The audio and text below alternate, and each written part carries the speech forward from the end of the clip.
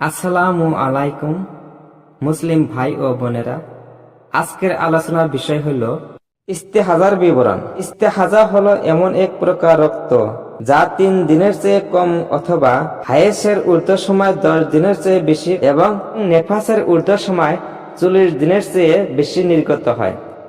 ইস্তেহাজা রক্ত নাক থেকে অনবরতভাবে পড়া রক্তের মতো। এটা নামাজ, রোজা ও সঙ্গমের জন্য বাধা নয়। ইস্তেহাজাগ্রস্ত নারী এবং যার পেশাব জরা অথবা পেটের পানি পড়ার মতো কোনো ওজর আছে, এরূপ ব্যক্তি প্রত্যেক ফরজ নামাজের ওয়াক্তের জন্য উজু করবে এবং সে উজুর দ্বারা যত ইচ্ছা ফরজ নফল নামাজ পড়বে। কেবল নামাজের ওয়াক্ত পার হয়ে গেলে ওজরগ্রস্ত লোকদের উজু ভঙ্গ হয়ে যায়। কোনো মানুষ ওজরগ্রস্ত বলে গণ্য হয় না যে পর্যন্ত না তার ওজর নামাজের সম্পূর্ণ ওয়াক্ত জুড়ে এরূপ স্থায়ী হয় যে তাতে উজু ও নামাজের সময় পরিমাণও কোনোভাবে বন্ধ থাকে না।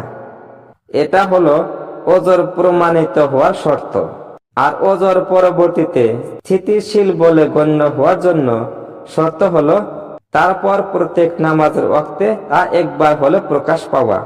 ওজর বন্ধ হওয়া এবং ওজরগ্রস্ত ব্যক্তি ওজরবিহীন বলে সাব্যস্ত হওয়ার জন্য শর্ত হলো নামাজের একটি পূর্ণ ওয়াক্ত ওজর ব্যতিরেকে অতিবাহিত হওয়া।